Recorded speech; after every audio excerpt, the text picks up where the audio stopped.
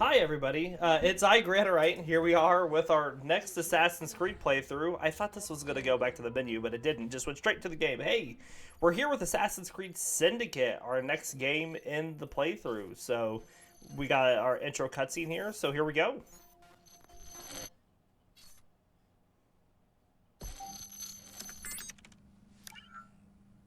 Hello, Initiate. Recently, Abstergo Historical Research began several new projects in London. We both know that when Abstergo makes big moves, the Templars are up to something. We think they're hot on the trail of a new piece of Eden. I've got people in London looking for it. Hey, Bishop! Jacob and Evie Fry are twins. How awesome is that? Speak of the devil. Fire up your cameras, Beck. So that's not Becca we're talking to us. Bishop, whoever that is. But Becca and Sean are here on a mission. Sending it now.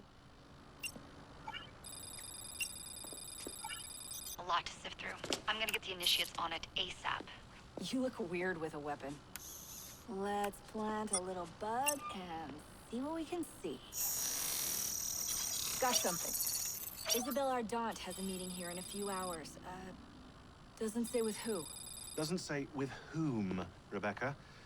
I suppose it's down to Muggins here to find out. Hold on. The mission was to find data to locate a piece of Eden in London. We did. And now, I am eager to try this new kit.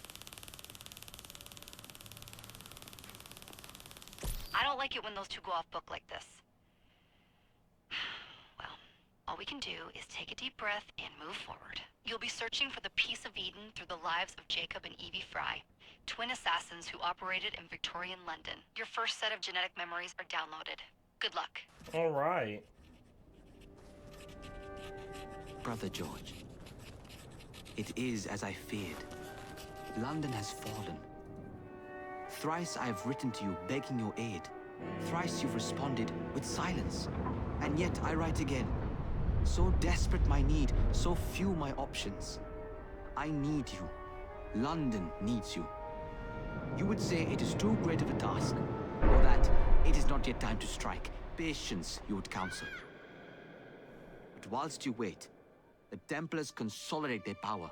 They have chosen a Grand Master so ruthless, so thorough. One might think Reginald Birch himself had returned. His name is Crawford Starrick, and he intends to rule the world. There is no aspect of society he does not control, no industry that escapes his grim touch.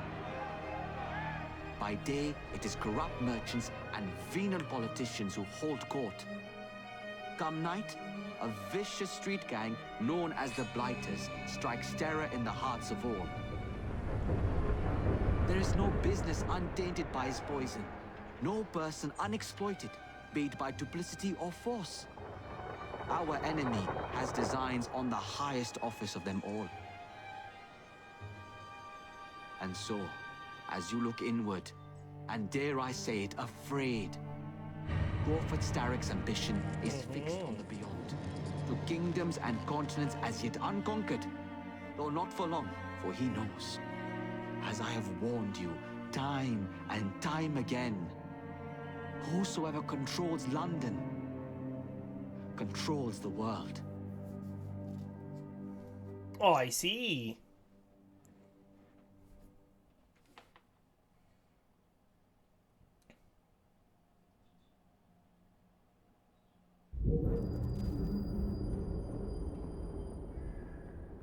Croydon. The iron ship's from here. The Templar running things is Rupert Ferris and our target 1. Target 2 is Sir David Brewster, who's got his hands on a bauble that could ruin us in this wretched war.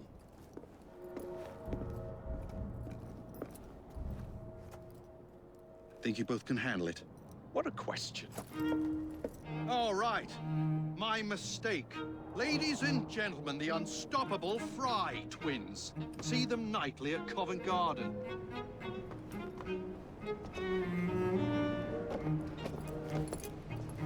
George, honestly, I've studied the plans of the laboratory and have every route covered. And I've got all I need right here. Right here. I'll extend your regards. regards to Ferris. Chat later, George. We've a train to catch. Jacob!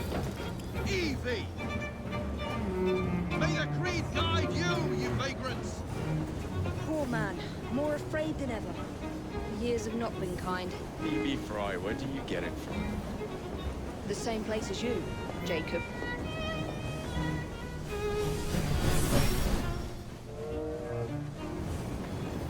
Have fun. Don't die.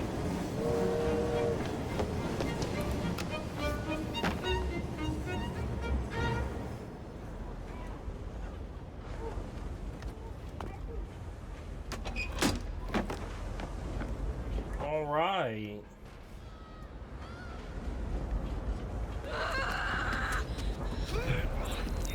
How long does he intend to go on like this? He's disrupting the other workers. Shut his trap and get the machine fixed.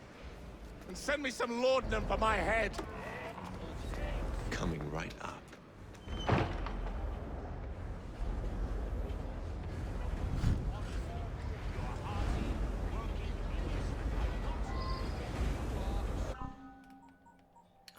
Just check my sound here really quick. So I did keep it all down.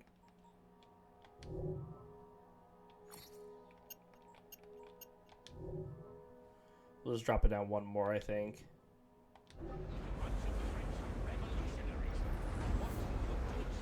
Looks like the level's pretty good there.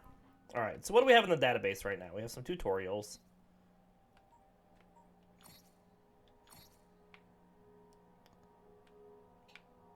Looks like it just plays the same.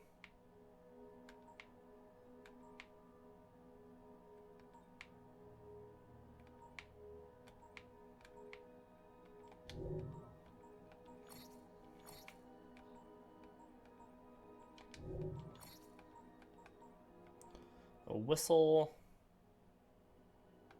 I'm sure it'll tell us all this stuff too.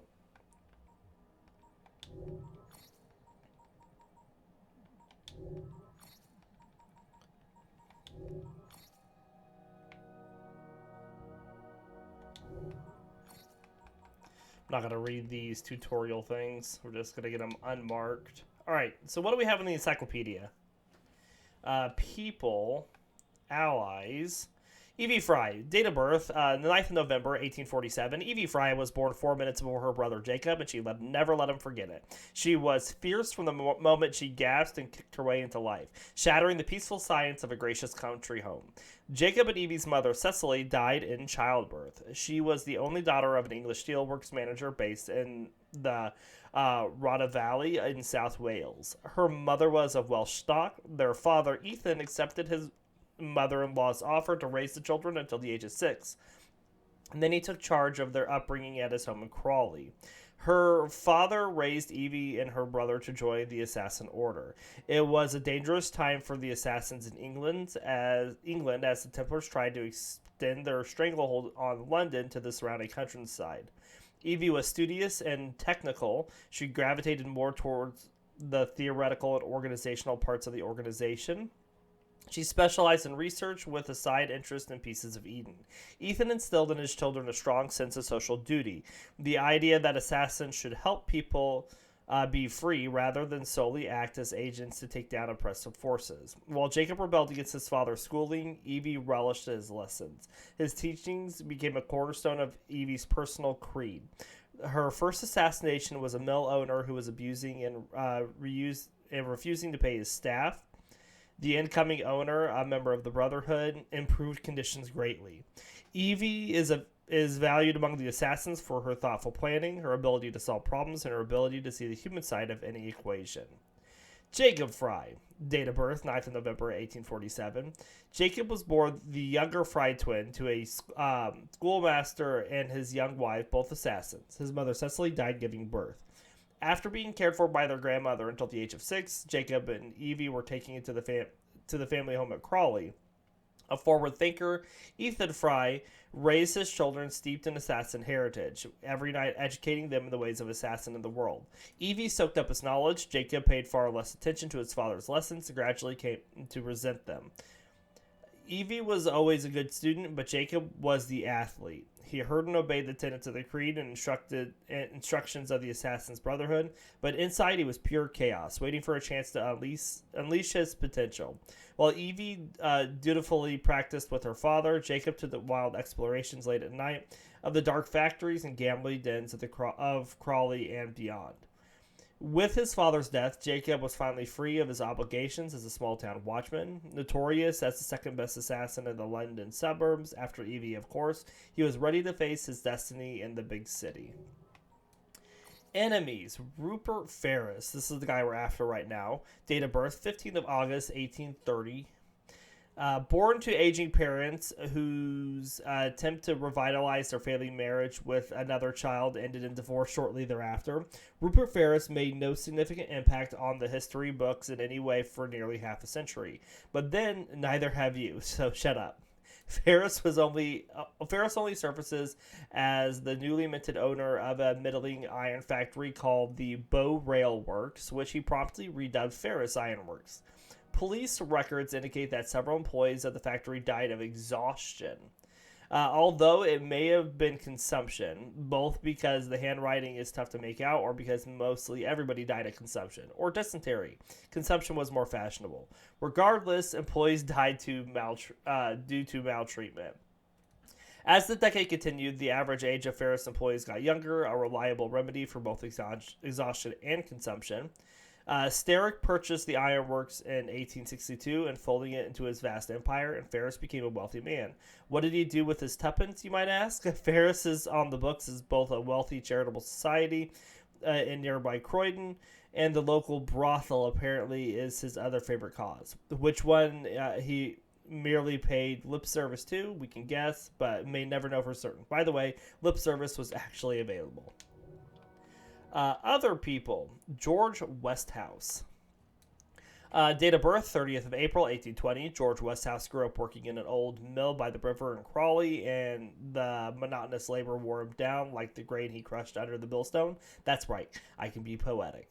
One day, Ethan Fry rescued him from robbers along the riverbank. A spark of adventure awoke in him, and he abandoned his post, joining the assassins.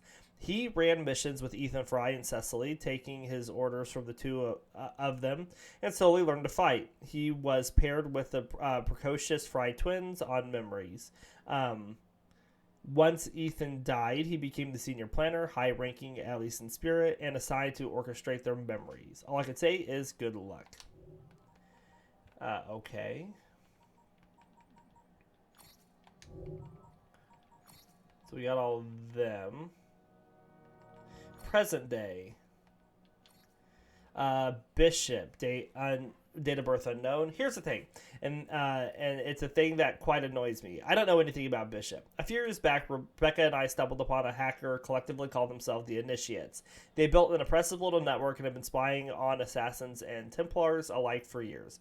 A few of them even managed to infiltrate an assassin cell. I gave them a rousing speech, as I often like to do, and managed to convince them to join our side.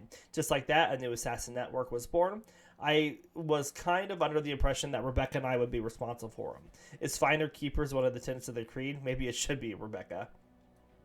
But along comes William Bloody Miles, who simply said, "This is Bishop, and she's in charge of the Initiates now." And that's what it's like with grumpy old Bill, you know? He just kind of tells you how it's going to be. So grumpy, says Rebecca. So that's how I met Bishop. I know what she does. She is kind of the central controller and dispatcher for assassins around the world. She makes sure that when a Templar pops their head up, an assassin is waiting to cut it off. Or if there's a new set of genetic memories to synchronize, she helps us find a soul like you to help us synchronize them. Which is all well and good, but I still don't know who she is. Quite frankly, I'm loath to admit it drives me batshit crazy. I joined the assassins by uncovering the greatest conspiracy theory known to man, and yet I can't find anything on this woman. Everyone's got a theory. Gavin thinks she's former CIA. My friend Harlan thinks she's a defector from Eurodito. Another hacker collective that no one's heard from in a while. Rebecca tells me that she's actually knows the truth, but promised not to tell me. I pinky swore. # sorry not sorry, Rebecca. Isabel Ardent. Date of birth, 4th of October, 1969.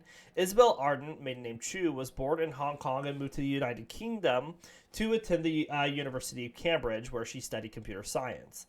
Isabel was the first woman to be recruited into the Abstergo Industries by its Young Innovators program. She started as a digital archivist and worked her way up through the ranks, eventually securing her position as operations executive for Historical Research Division. Broadly speaking, her team manages and archives Abstergo's primary resources, genetic memories. She collects them from all the branches of the company and makes them available to one another. For example, when Lineage Research and Acquisition obtained Subject 17's genetic memories, it was Isabel who made sure that Entertainment had access to create virtual entertainment features. Getting her hands on all of Abstergo's research meant that it didn't take long for the Templar Order to notice her. They appreciated her meticulous nature and brought her into their inner sanctum so that she could guard their most valuable secrets, which, let's be real, hasn't really worked out that great for them. Feels like they can't go 6 months without getting hacked. Rebecca Crane, date of birth, the 3rd of February, 1984. One reason Rebecca is so great is that she traded a life of extreme sports for a life of intellectual pursuits. Rebecca might have been an Olympian if it weren't for her deep love of comical cigarettes and doobies. Apologies for the technical jargon here. And a nasty broken leg, no doubt obtained by doing something utterly Crane-like, like falling out of a helicopter into an avalanche or trying to drive a jet ski into a tornado while eating a tofu burger. While recuperating, she taught herself to code and found her true calling as a maker of things. She provides tech support for assassins in the field, and she creates and maintains our gear, even going so far as to create our own version of the Animus, which she named Baby. Did I mention she enjoys recreational substances? Don't sass me, you can't even make a cup of fucking coffee. Rebecca. Beck swears too much. She has a very easygoing nature, and she's lost friends along the way. Clay, Lucy, Desmond. Assassins rarely retire, if you know what I mean. But she's never once thought about giving up. I'm proud to say that she's my very best friend in the world. Aw, heart, Rebecca Crane. However, she's bloody annoying and a vegetarian, so you can imagine how easy it is to make finding food while we're on assignment. Death could be upon us any minute, but oh dear, we must procure bits of tree in order to sustain Rebecca. And you ruin it. Here's your punishment. Sean's birthday is the 16th of November, 1985. Rebecca. Not cool, Bex. And I happen to think I look quite good for my age. Frowny face. Sean Hastings, date of birth. How rude. It shall never be revealed. Never. Which they just revealed it. I'm your humble database scribe, a wordsmith. My name is Sean Hastings, and I'm an assassin like you, though a little better. And like most of you, I wasn't born into it. I wasn't raised to join the Brotherhood. As a brash, inquisitive, and dare I say it, handsome young lad, I was obsessed with conspiracy theories and the unexplained. I started digging into the nasty bits of Abstergo Industries, of which there are legion, and attempted to play whistleblower. Freedom of information. Huzzah! But all I got was an appointment with a Templar death squad. Translation: Sean found a millennia-old conspiracy that reached the highest levels of power imaginable and thought the best idea ever would be to shout and wave at it. Rebecca. Lucky for me, I was saved from certain death by a technological witchcraft of one Rebecca Crane. She brought me to the Assassins, and I've been here improving their lives, making entertaining chit-chat, and boosting morale ever since. Translation: all I do for the Assassins is build shit and save Sean's life. Rebecca. I've mostly served as a historian and analyst for field agents. I have a gift for organization, you see, and I'm able to see patterns and connections, such as the assassins would be lost without me, and they'd all be saying a historian instead of an historian, and I'd probably explode. But I'm much more than two wonderful forearms, an enormous brain, two twinkling eyes, and a talent for grammar. I've been trained by our grumpy mentor, William Miles himself, and I become a bona fide field agent. I take great joy in striking at the Templars whenever and however I can. I've infiltrated Abstergo Entertainment. I blew up a Templar lab. I'm really very impressive, if I do say so myself. You may think that I'm an arrogant bastard, but that's only because I'm smarter than you, and this one time I helped save an entire planet from a massive solar flare. But I hear you're shit hot at video games and can walk upright, so well done you. You should be very proud. And then miscellaneous. So we have Abstergo. In 1910, a group of Templar leaders assembled with a bold plan for the Order's future to capitalize on the unprecedented progress of science and technology brought about by the Industrial Revolution in order to expand their already considerable influence on the world. This plan culminated in the creation of Abstergo Industries in 1937. It began as a modest little front company so that the Templars could accumulate wealth. After World War II, prominent Templars in government and industry helped it grow to the monstrous conglomerate with offices, laboratories, factories, and other facilities all over the world. In addition to their holdings in other major companies, Abstergo had a presence across all quarters of industry, including pharmaceuticals, information technology, agriculture, energy, manufacturing, and even entertainment production. To secure the Templars' control over the world, a great majority of Abstergo resources are devoted to locating and acquiring pieces of Eden. Most of you know the company from its painkillers or fitness trackers, or more recently, its virtual entertainment features. Perhaps a handsome man served you a tasty coffee there sometime. But what you may not realize is that they also like to build things like the satellite arrays designed to control your mind. The vast majority of Abstergo's employees are not, in fact, Templars, but rather honest folk just trying to make a living. Individually, any one facet of Abstergo's business looks rather harmless, but taken together, Abstergo is the noose around the neck of the free world. In fact, they make a pretty good slogan for them, if they're thinking of printing any t-shirts or anything. The Animus. The Animus was the crowning achievement of late Dr. Warren Vidic, the world's leading authority on genetic memory, who achieved a first-class degree in basket case studies at the University of Nutjob. Although the Animus is an Abstergo Industries invention, our own gadget witch Rebecca Crane managed to build a version of the device for the assassins. Fucking right I did, says Rebecca. Please don't use my keyboard while I'm attending to nature. Rebecca, anyways. Since the creation of the Animus technology in 1980, Abstergo has used it on at least 17 test subjects, and the machine itself has gone through several iterations. By 2002, they began to mass-produce animi, installing them in their facilities around the planet. The Templars created the animi training program in order to train the soldiers, like the ever-charming Otto Berg, in combat. Early on, the Animus could only display the genetic memories of an individual's own bloodline. However, as the technology progressed, Abstergo developed the data dump scanner, which allows users to relive genetic memories of other people. It was first used in Project Legacy, an initiative designed to obtain new information on assassins and pieces of Eden. Dr. Vidic used the Animus in an attempt to find an apple of Eden to complete the Abstergo satellite project. When Subject 16 committed suicide, driven insane by the bleeding effect, a result of overexposure to the device, the Lineage Research and Acquisition Division delivered Subject 17, a man named Desmond Miles. Though Desmond was able to locate an apple of Eden, he escaped with help from the assassins and later returned to kill Vidic. In 2012, Abstergo Entertainment used the technology to create interactive historical simulations, beginning with Liberation. Although Abstergo markets its virtual features as entertainment products, it's more accurate to label it as brainwashing that also spies on you. All right. And Helix. Helix is a cloud-based software developed by Abstergo Entertainment, enabling users to access a vast library of genetic memories that have been packed into virtual experiences. The various programs were likely Templar propaganda, designed to make Templars throughout history look great, and the assassins throughout history look like kill-crazy arse nuggets. And, well, maybe some of them were kill-crazy arse nuggets, but they were kill-crazy arse nuggets with the more righteous cause. Lately, the cloud software has expanded to the company's other offerings. They're very clever not to present themselves as Big Brother, but rather as Big Mother. All of their tech and apps present themselves as being better for you or your quality of life. Better phones, better wearable apps to monitor your health and well-being. They're even opening clinics in cities across the world. Abstergo Healthcare sounds amazing, but every piece of Abstergo-owned technology available in the market is sending your genetic data to the cloud in one way or another. And quite frankly, some of you deserve it. You all rightfully balk when a social media network wants to invade your privacy, but you'll gleefully wear an Abstergo boy band or body band fitness tracker and bore us all to death with your jogging humble brags.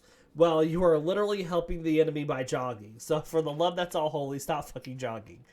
In many ways, the cloud is our new battlefield. It used to be that our war was fought in real world with sharp things, with really sharp things. Nowadays, we win or lose by who can data mine the fastest. But while you have legions of office drones chained to their desks, we have digital recruits like you. All right, and that is all of our database entries to start out. So, cool stuff. We have our progression log here. So we have Templar Conspiracy. And it has the same information. Who's this? David Brewster, target bio, date of birth 11 December 1781, born the third of 6 children, the tastiest bit of a large family sandwich, to God-fearing Scottish Presbyterians who make really bland sandwiches. David Brewster was destined to orbit greatness like space stations orbit the Earth, or Europe orbits Britain. At the age of 12, he was sent to the University of Edinburgh to join the clergy, which is exactly what we do with 12-year-olds today. Post them to Scotland so they'll stop annoying us. But his congregation would have to wait. Brewster became fascinated by optics and was persuaded to continue studying the diffraction of light, touching on such exciting topics such as reflection and refraction. And are you still awake? Brewster quickly moved on to the laws of metallic absorption. Oh, you're nodding off. Well, long story short, he invented the kaleidoscope. That's fun, isn't it? Unfortunately, he didn't patent it quickly enough, and although it sold like gangbusters, he made very little money.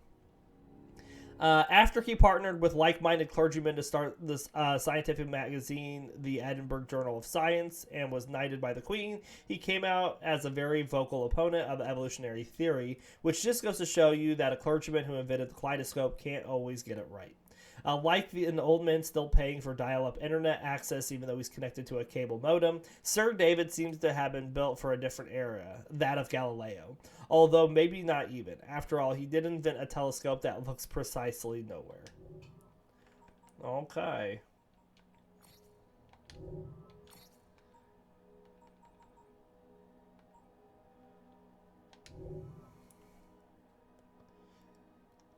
So, Jacob enters the Ferris Ironworks to assassinate its corrupt and malicious owner, Rupert Ferris. Alright, now we're on the gameplay.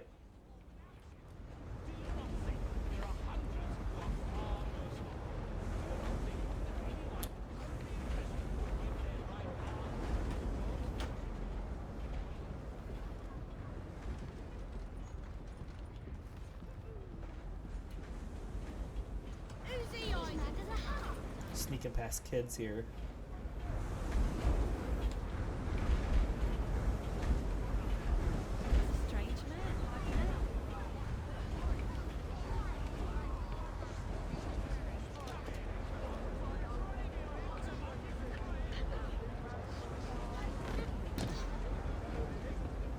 There's a bunch of guys here, but they don't seem to mind me walking.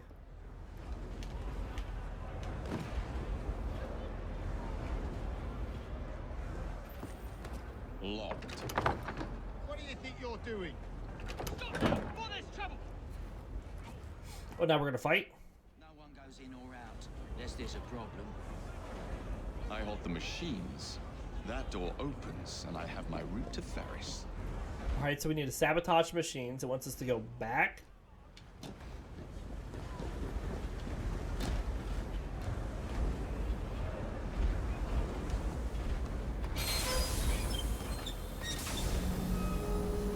Always work on the fly.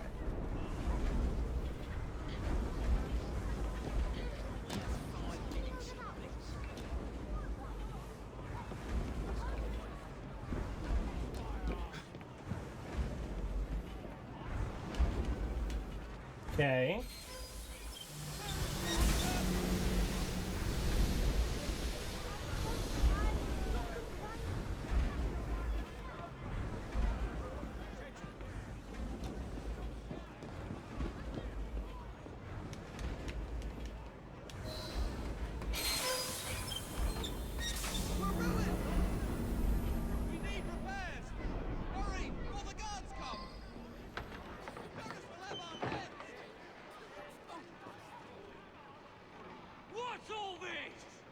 one of you is responsible! Bloody hell, did you get out of here? The sanitary inspector. Okay, we got a new thing here. People. Groups. The Blighters. Unruly and dangerous, street gangs were a very common element of Victorian England's ecosystem. Flourishing in the poorest areas, the desire for a unified lower class spread throughout the entire country and resulted in entire criminal communities. Notable games such as the Scuttlers, the O'Hooligan Boys, and the 40 Elephants became infamous for their skill in theft, as well as their proclivity towards extreme violence. It was logical then to take these gangs into consideration when looking to dominate the heart of the empire. When Templar Grandmaster Crawford Stark sought to strengthen his hold over the city, controlling the underworld was a foregone conclusion. Using 7 hand-picked, highly skilled Templars and all the influence he could muster in London's underbelly, he spent a decade building London's most fearsome street gang to date, the Blighters. Originating in Westminster's worst slum, the Devil's Acre, the Blighters' influence spread across the entire city, and its members became known for their merciless brutality and unruly nature. They didn't even say please or thank you. The Blighters, once thought to be a superior answer to the street gang plague, proved instead to be a source of greater fear and loathing for the city's residents. Those who opposed the regime wound up either fatally injured or massively in debt. This man is dead. You're the dead man! Run along home. Here we go. Teach you how to beg for mercy.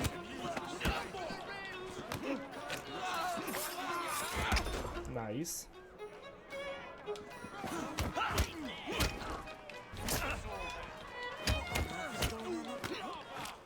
So our health is on the side.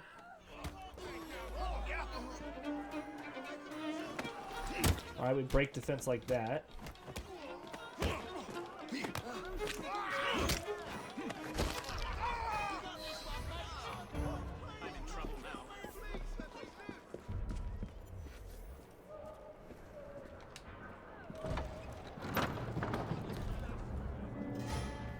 Well, the game looks really pretty, that's for sure.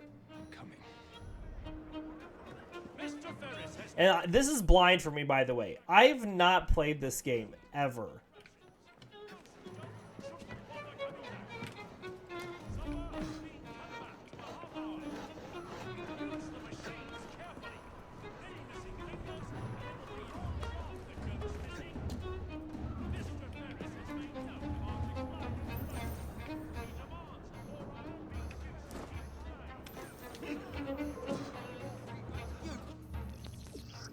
Alright, enemies who can see you will become suspicious. If you stay in their line of sight, they will become aggressive and attack, move behind cover to lose enemies, and they will investigate your last known position.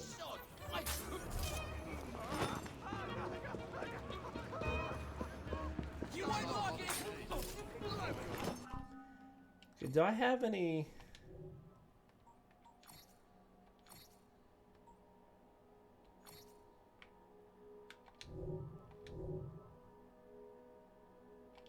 It hasn't said anything about, we performed a bunch of assassinations, okay. Progression log there. 120 performed. I don't see any, like, optional objectives, so we're just gonna keep going.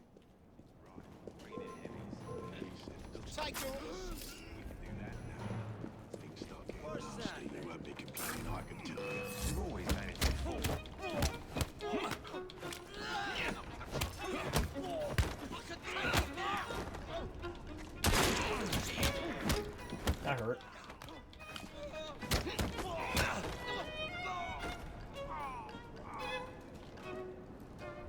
Looks like I can loot them. Not for a lot, though. And my health seems to refill. Okay. If I'm not in combat.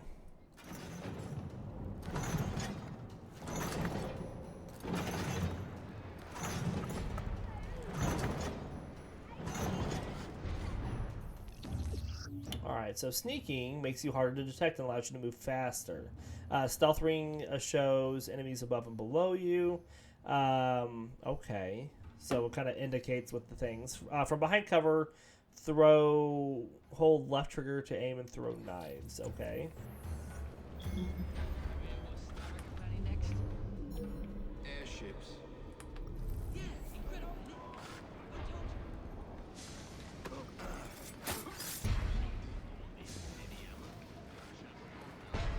So there's a guy, what, up it says?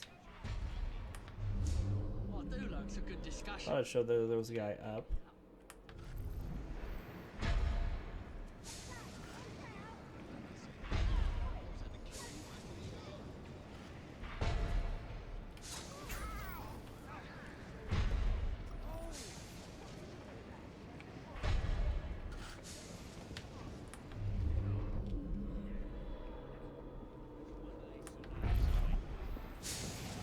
Oh, I didn't kill him.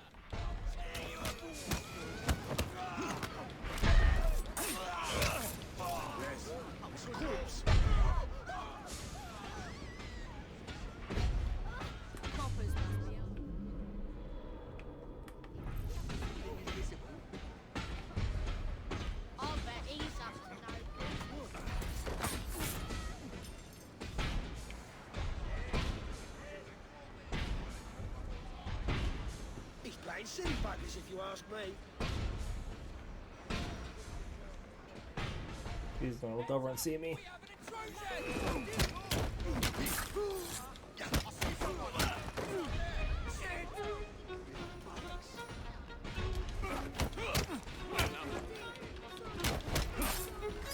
Good deal.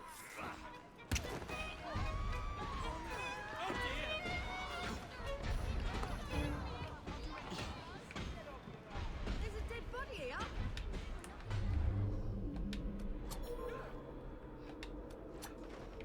And we can quick throw like that. Good to know.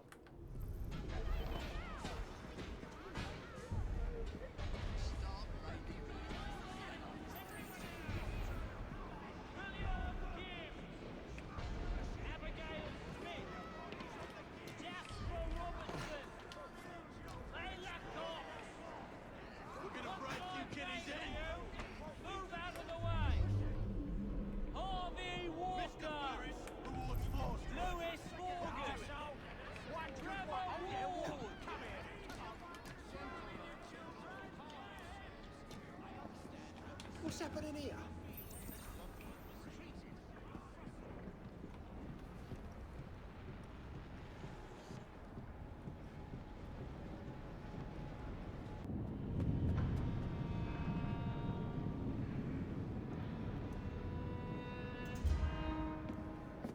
Mr. Ferris, sir. The lad in the factory should be taken to be bandaged by the apothecary. Fine. But dock his wages. Yes, sir.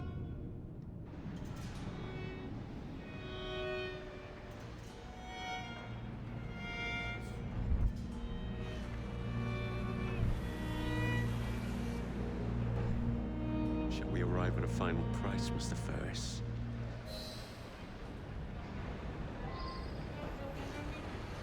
Alright, still just says assassinate him.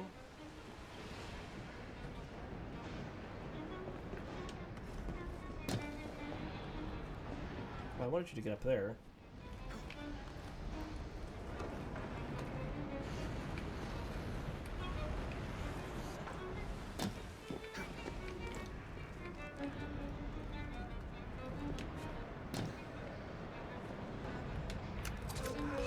No. Okay, so I need to not. I'm using old controls.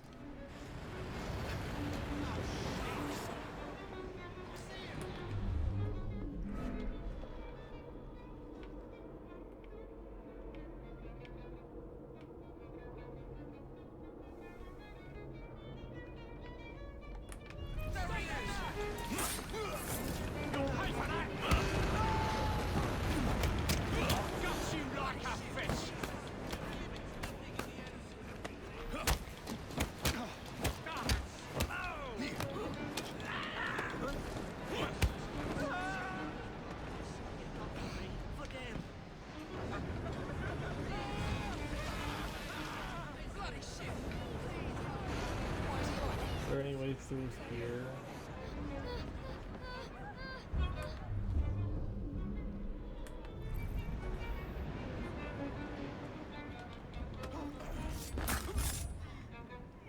those.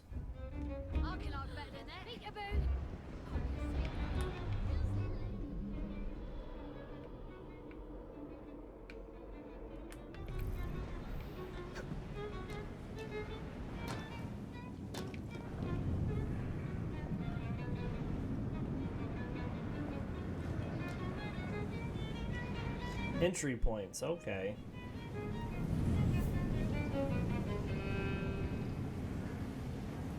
Take this down. Dear sir, I am pleased to inform you that I have managed to secure a source of iron ore that will continue to generate a steady profit for many a year to come, and provide the raw material to build several new trains. Expect a knighthood for this.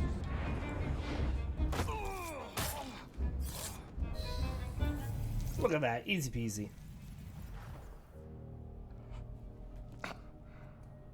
It is done. Oh? What did you accomplish, boy? A bolt loosened in Starrick's machine. Starrick. A large bolt, but not enough. Your Grandmaster will fall.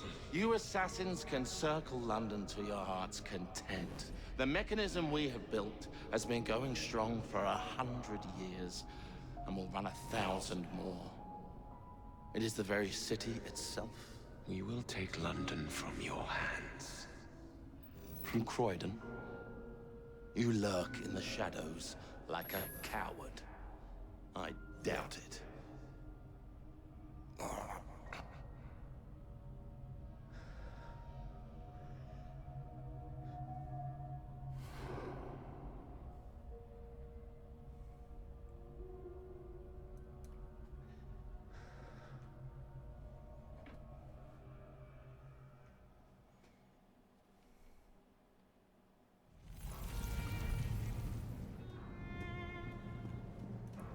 Cause I'm so sneaky.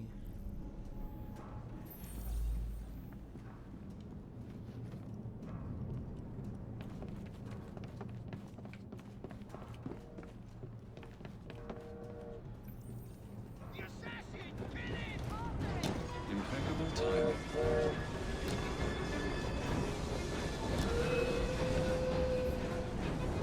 Put him in my sights! Break you in half! Tickets, please.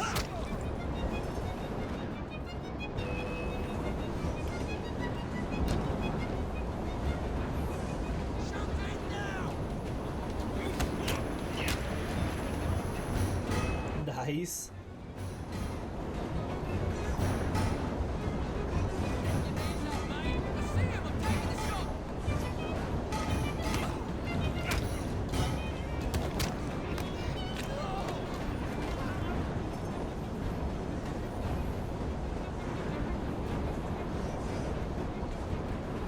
Do I need to take out like all these guys?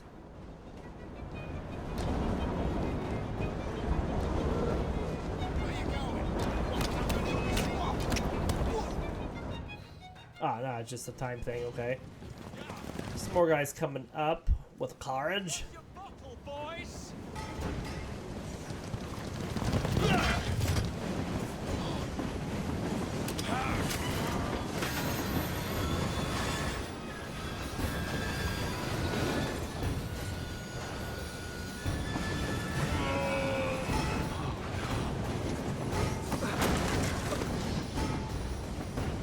Derail.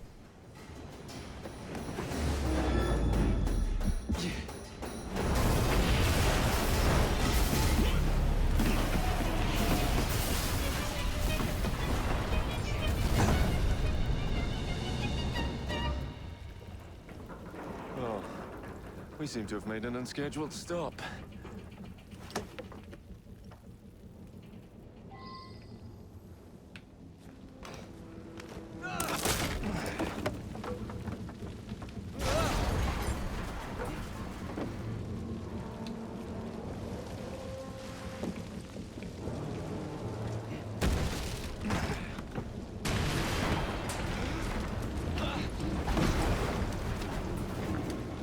Okay.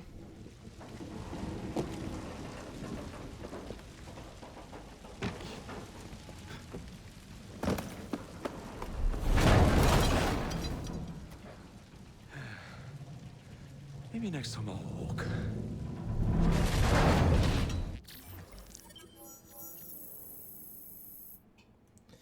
A spanner in the works completed. We got some money, some experience, belt, initiate belt.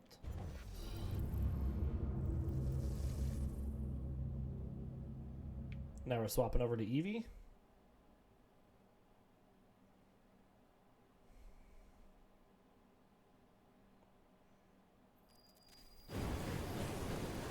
Starrick and Company, Croydon.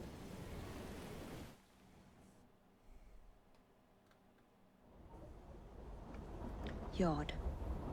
Guard quarters. Brewster's laboratory. This is where the piece of Eden will be located. No loose ends. Now, to decouple the locomotive and create a diversion. Well, where is it? Huh? Where's Brewster's supplies? Meter.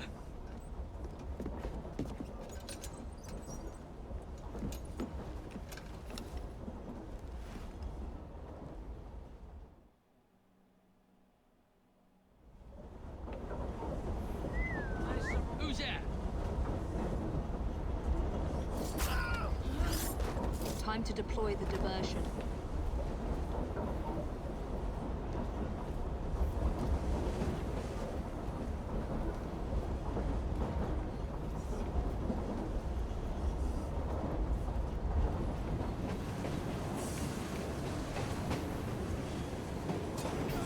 I'm on my way, Sir David.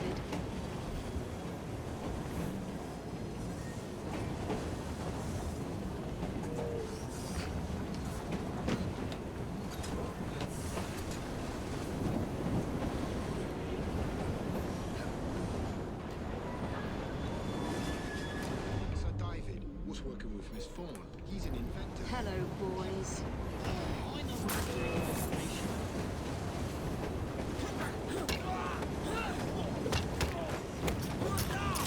What was that?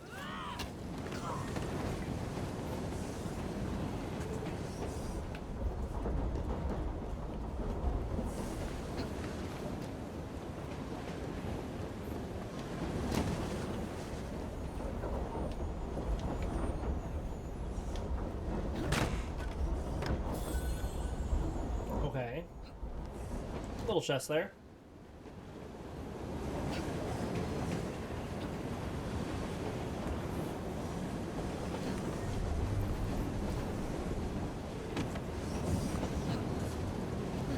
Please, miss. Don't tell us. They'll send us.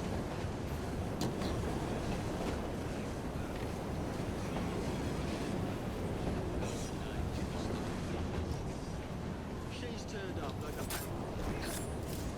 Stop her!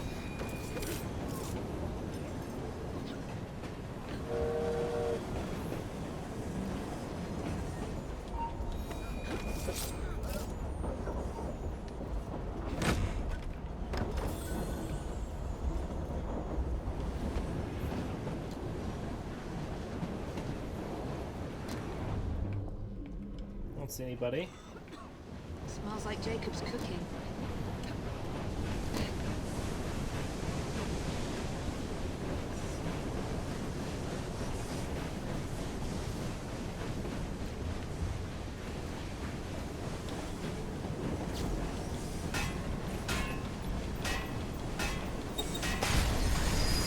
That should keep you busy while I head into your lab.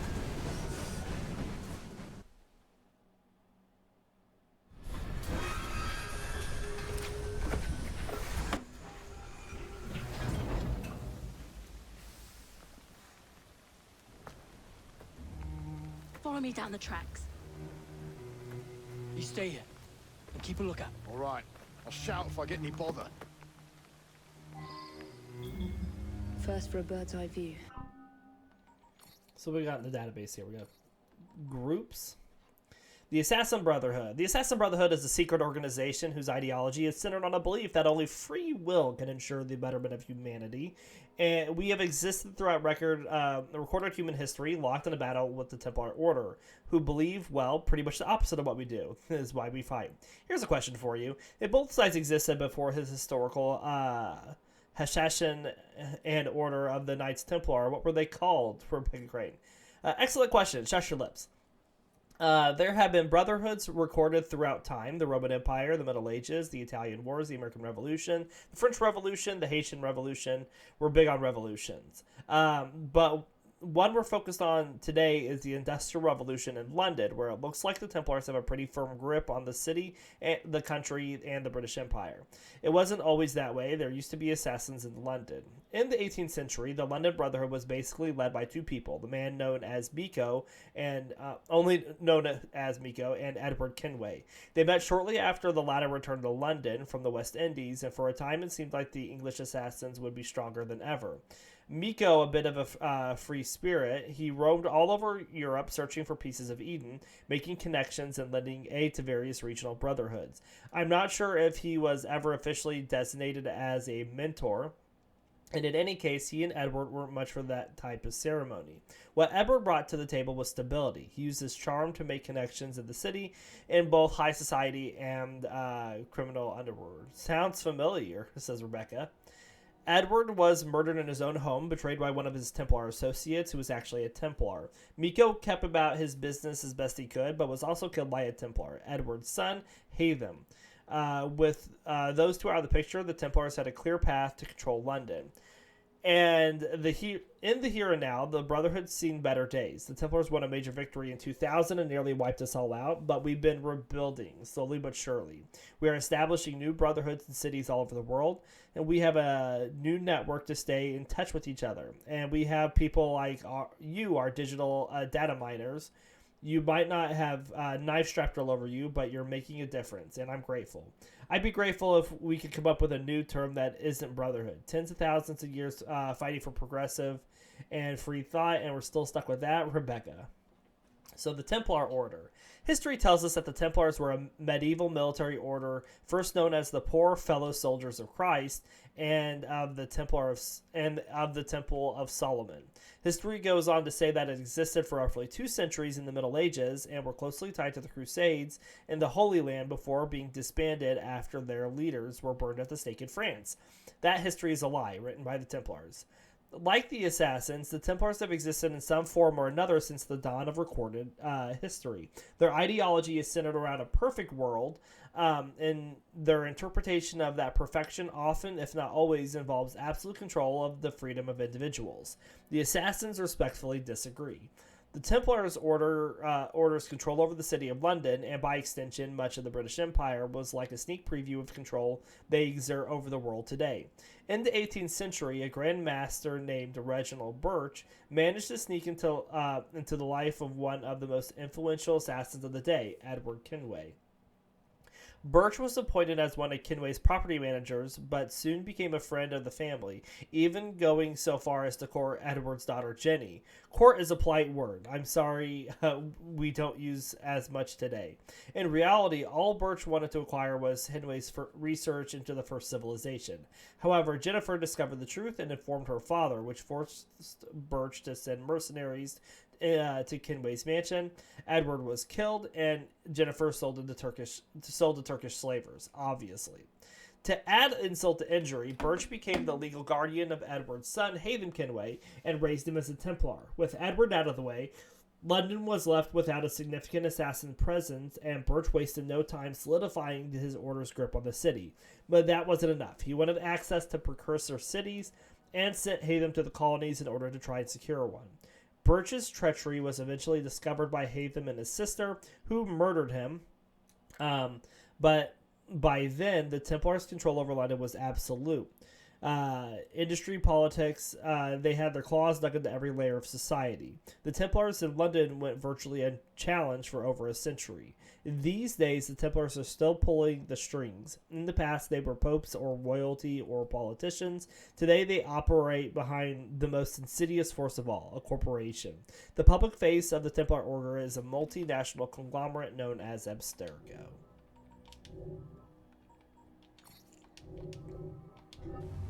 Can't be too careful. How they come apart? Not your concern. Bring back the cargo. Right, so they're all going that way. It wants us to get up there.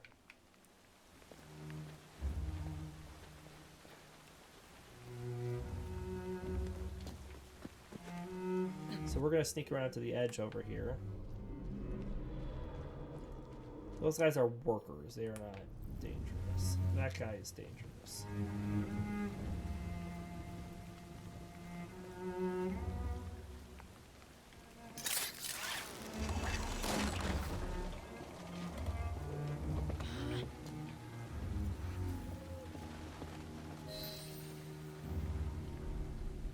I need 2 more weeks with the device. Your questionable practices are beginning to draw unwanted attention. You have been given more than enough time to achieve results, Sir David. I was unaware that you expected me to perform like a cocker spaniel. Permit me to remind you of your obligation to the Order. Miss Thorne, you ride me like a racehorse. Sir David, I will return tomorrow. If you have not unlocked the device's secrets, forget your dogs and horses. I will leave you to the wolves. Good day. I was merely promised a tour of the premises, my lords. Who sent you? One of Green's spies. Get that man to interrogation. Then I want him brought to the lab. What a pity. But no deviations from the mission. Be an assassin. Assassins are stronger when infiltrating dangerous areas from high places. Use eagle vision to identify opportunities for stealth and assassination. Hiding spots and useful objects will be highlighted in white. We have a new database entry,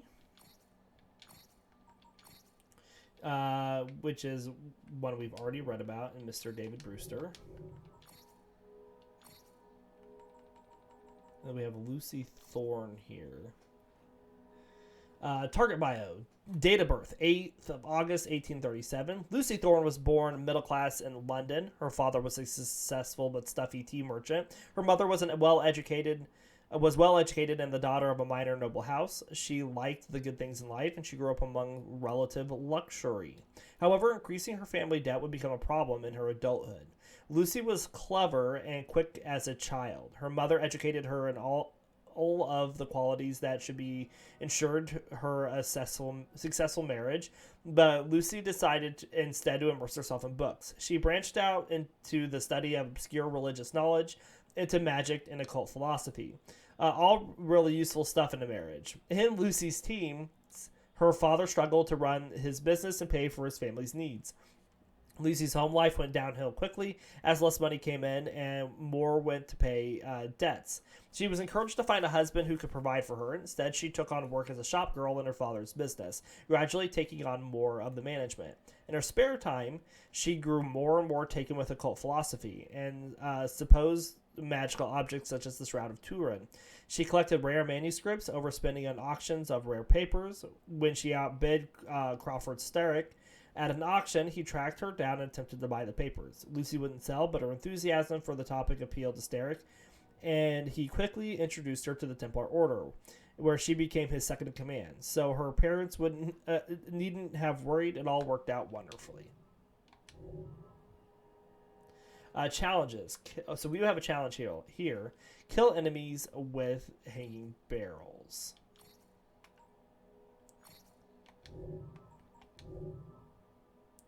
So where do we see our sequence stuff?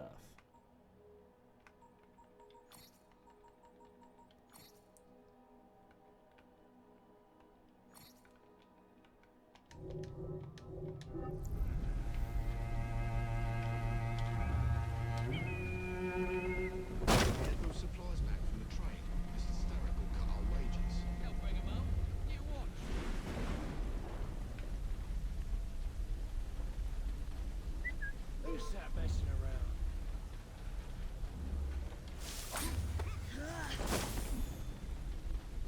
Good deal.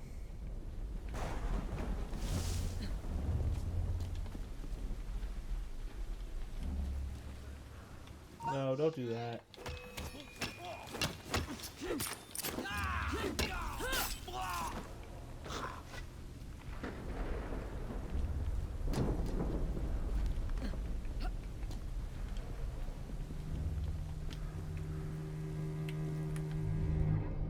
There's a couple guys over there. There's also one over there. I need to kill people with hanging barrels. Jason Bear!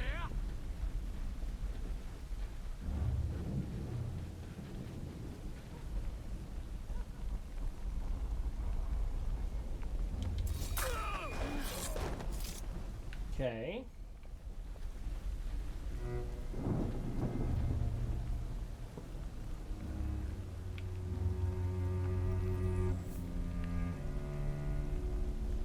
Throw knives or shoot hanging barrels to making drop. Alright, well there's two.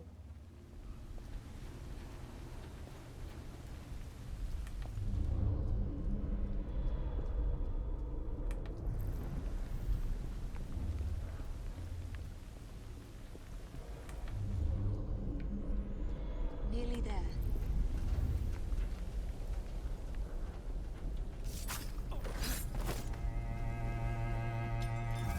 Where is Brewster's laboratory?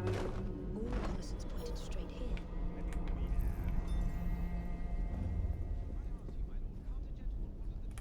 How did you break into the laboratory? The entrance is hidden. A secret laboratory? Well, well. Perhaps I can aid this interrogation.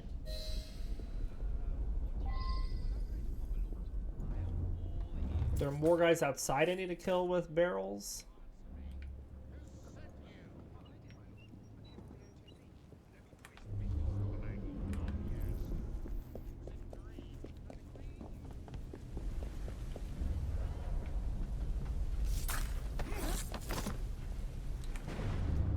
Really just looking to see if there's more barrel stuff I can do here.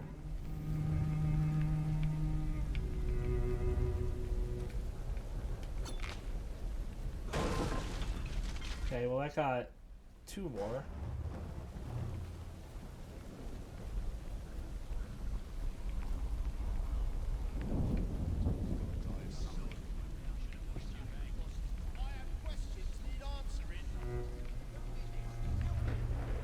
We're gonna keep going and see if there's more later.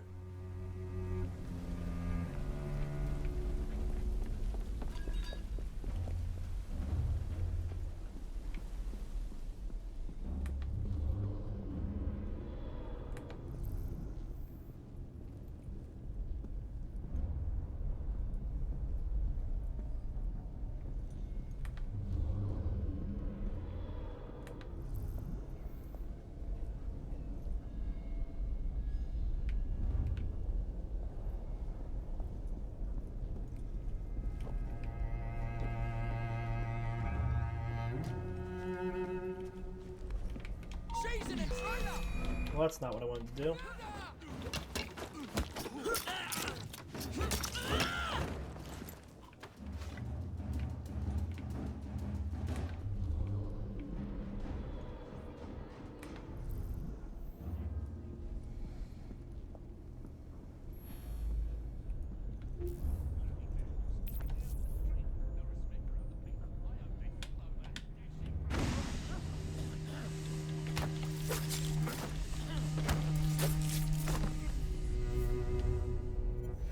Alright. Good deal. Ah, thank you kindly. I was in ever such a squeaky fix when, what do you know? You rescue me. Where's the hidden laboratory? Untie me and then we can parley, my lady. I'm pressed for time. Tell me now. It's underground. Requires a key. One of the guards nicked mine, cheeky sod. Thank you. Now? Untie me? You got yourself in. I trust you can get yourself out again. Not to worry, my lady. Can still recall a couple of tricks from me carnival days. Charming.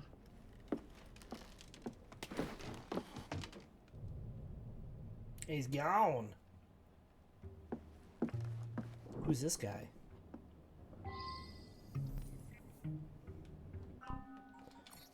Okay, so what we got here? Allies. Robert Topping.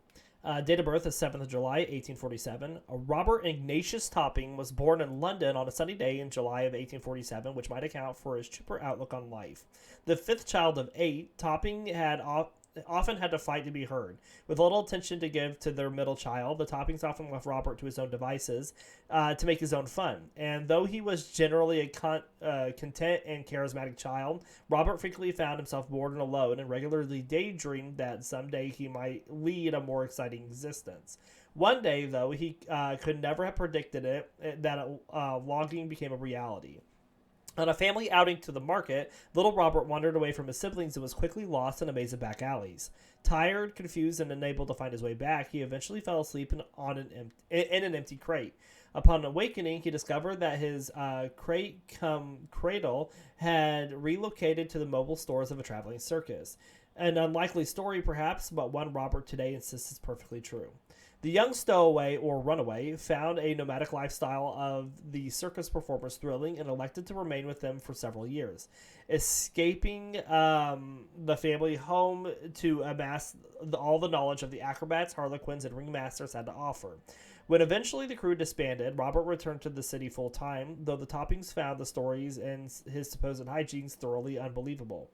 Ever resourceful, Robert later entered into the employment of his own uncle, whose illegitimate businesses promised another taste of a more exciting life. Today, the ambitious young Topping acts as a bookie for underground prize fighting and street racing rings, but has greater hopes for the future. Though he may occasionally fall in with the wrong crowd, he is nothing if not a survivor and can generally talk or trick his way out of any tense situation. Failing that, he can do some quick juggling. All right.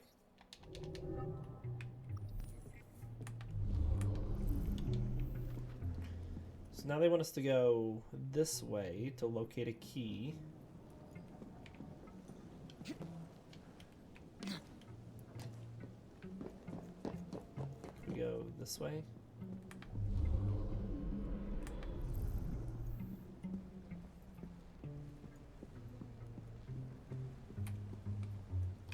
There's no map right now that we can make bigger, it seems.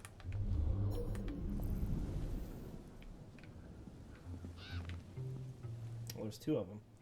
Good thing I checked.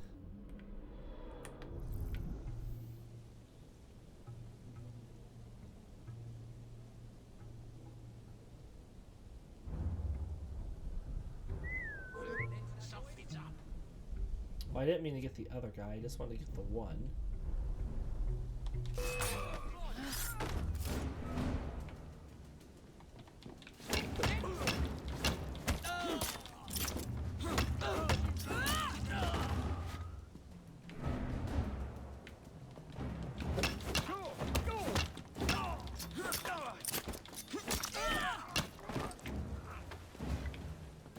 Right.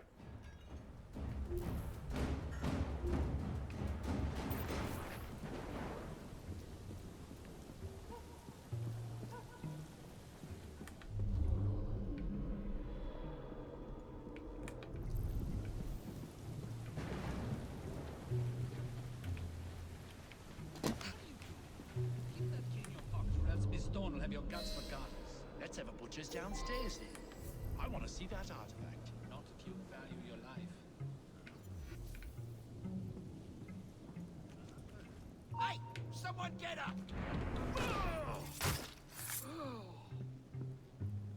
Hey!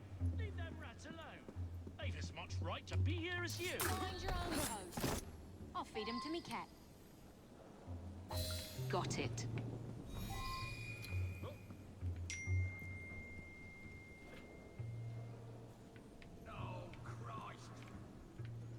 Okay.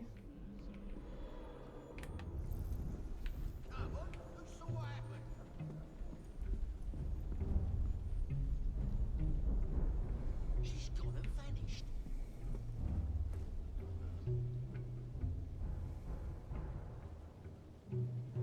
Turn around, buddy.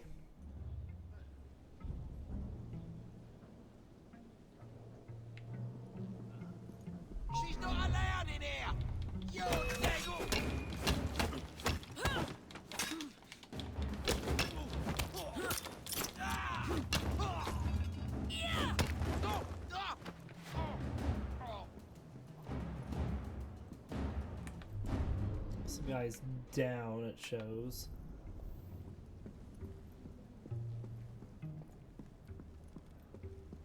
Chest here.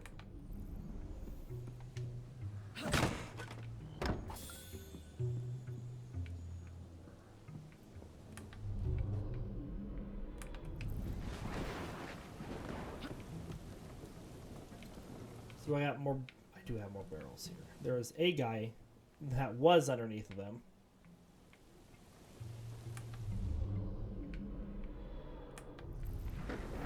I'd like for him to come back so we can get our optional objective done. So we'll wait. Sorry, I don't know why I'm talking so loud.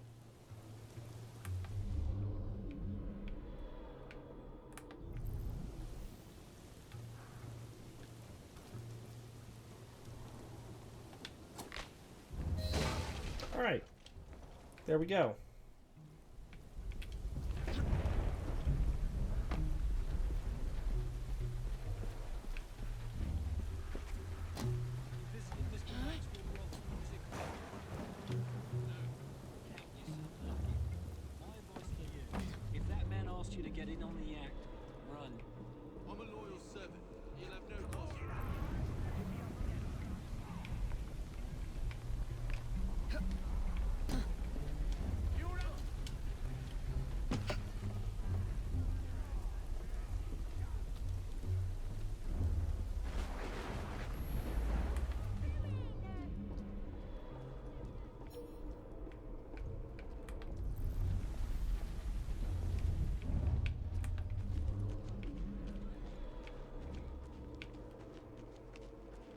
What am I looking for here?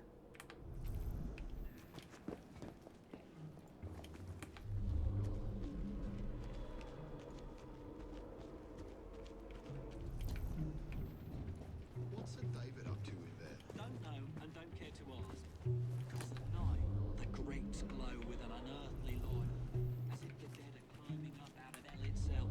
Oh, I'll get the poet. Ain't nothing else. There you are. Okay. Entrance to Brewster's lab. And there was a chest over there.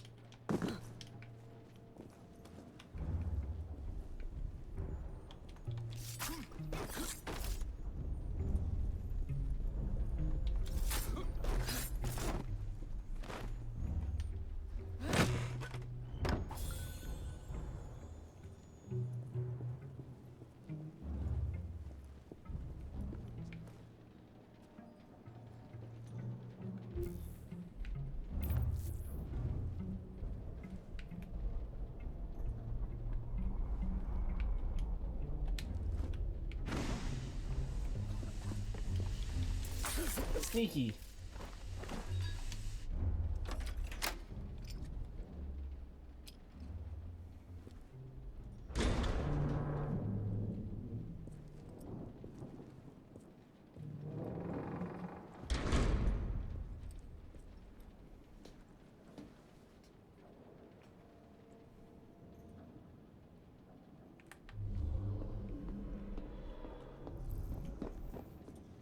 All right, I guess down we go.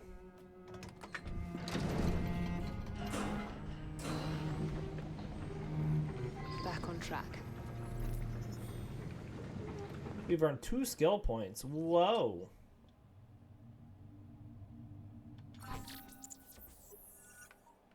Oh, interesting.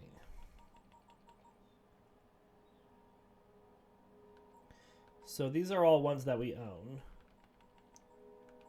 So this will allow us to get double assassination, which it looks like it wants us to buy. Loot takedown. Yeah, let's do that. Let's automatically get money and stuff whenever we take guys down. That seems pretty good.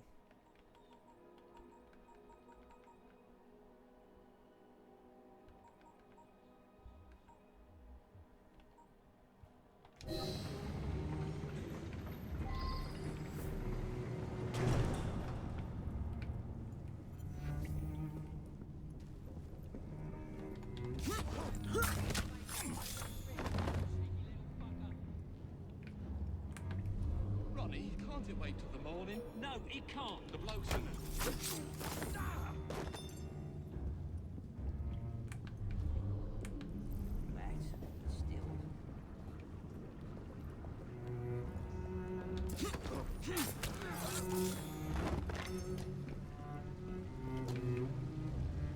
Locate David Brewster.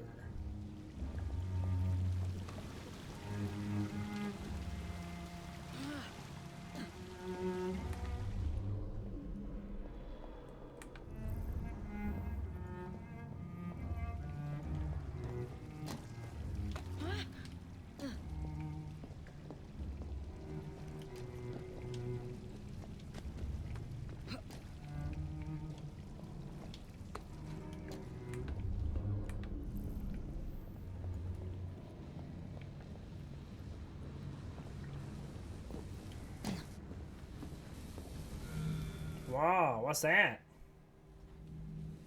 Piece of Eden. Increase the electricity. But it'll become unstable, sir. You heard what Miss Thorne said. We need results now.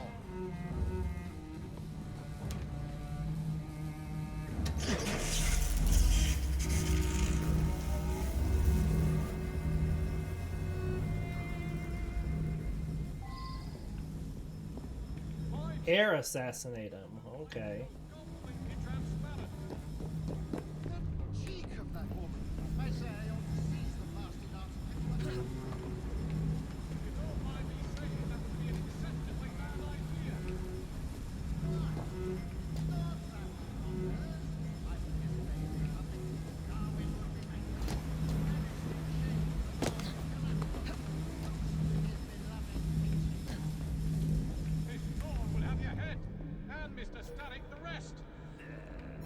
Reynolds, it might just be worth just a wee joke, Reynolds. Once we unlock the artifact secrets, the Templars' grip on London will be fixed. The assassins will fall, and Darwin will be little more than a bearded memory.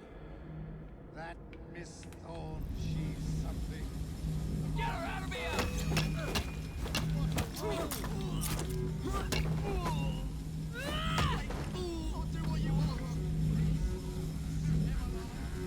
So it looks like we can go up here.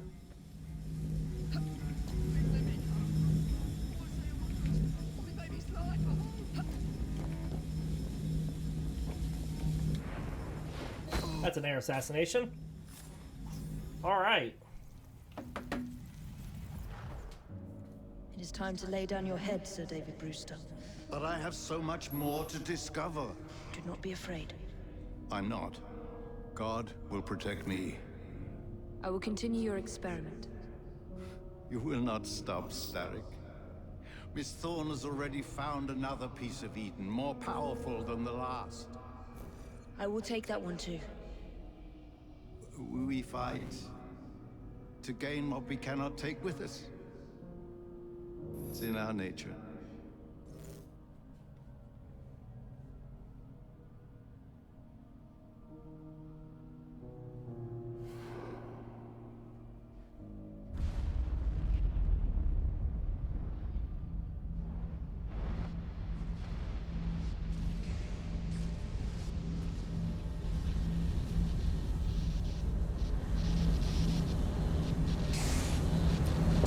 Oh, it's going crazy.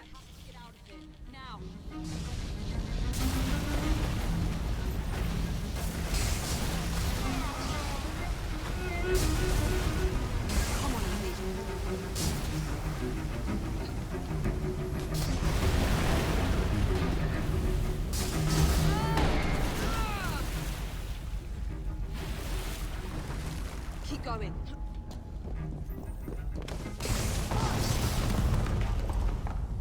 That was far too close.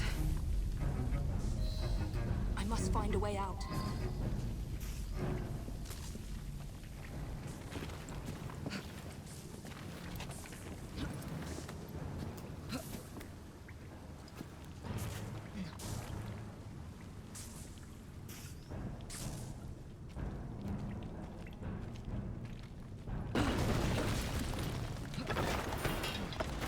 good thing she went under the grate.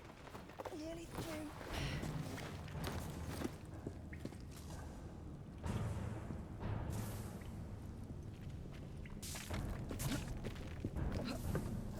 Come on!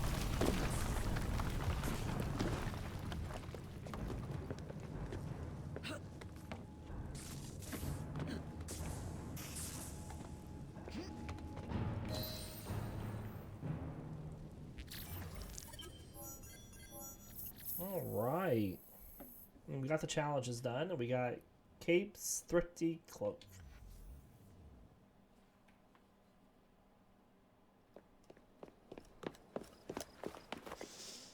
Was there explosion? What explosion? Evie? Piece of Eden detonated and took the lab with it. The magic lump of hyperbolic metal. I'm shocked. Simply because you have never valued the pieces does not All mean... went according to plan, There was a slight complication. How slight? The lab exploded. Jacob. You derailed a train. Oh, he did. Did he? Well, the train derailed and I happened to be on it. I killed my target. Brewster is also no more. Then all in all, a successful mission in spite of you two. What about London? What about it? We're wasting our time out here. You know as well as I do that London has been the domain of the Templars for the last 100 years. They are far too strong yet. Patience. The Templars have found a new piece of Eden. Sir David is dead. They do not know how to use it. The Council shall guide us. Sound advice that your father would have seconded. I shall see you back in Crawley. Patience, Evie. Ah, the gentle sound of opportunity passing us by. Mm-hmm. So what's stopping us? London is waiting to be liberated. Forget Crawley. Father would have wanted us to listen. Oh, Father. You could continue his legacy in London. Freeing future generations from a city ruled by Templars. You know, Jacob Fry, you might just be right. Then shall we? Yes. Let's. Onward to London.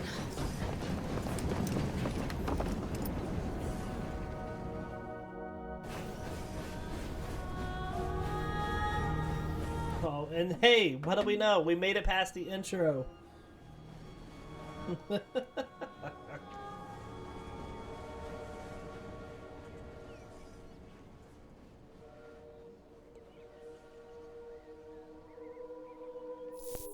I know. You've only had a taste of our latest acquisition from Abstergo. But I want to check in on Sean and Rebecca. I still think attacking a Templar is a mistake.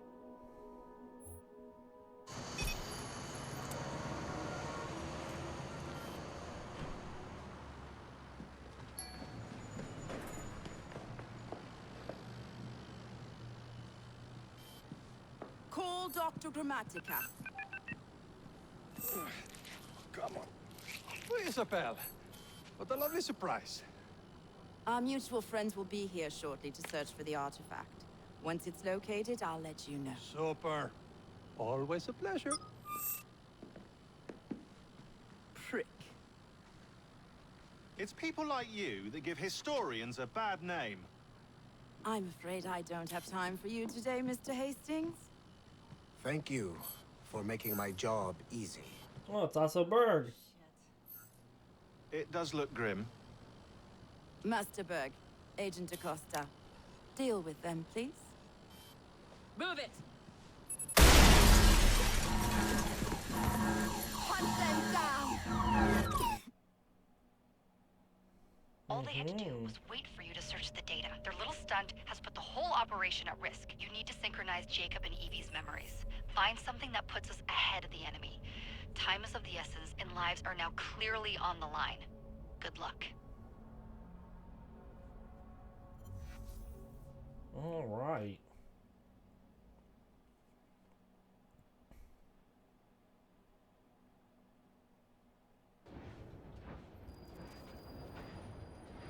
And we're coming into Whitechapel. I've never seen so many people all at once. Churning seas of London. It's just the way Father described. Now, to find Henry Green and formulate a plan of attack against the Templars. Is Mr. Green again? The assassin watching over London? Did you not listen the first 3 times? Listen to what? Oi, watch it. Beg pardon, sir. Stole money from him. Come back here, you filthy dipper! Stop! Alright. Well, we are going to end our episode here for today. So we do hope you all enjoyed, and we'll see you next time.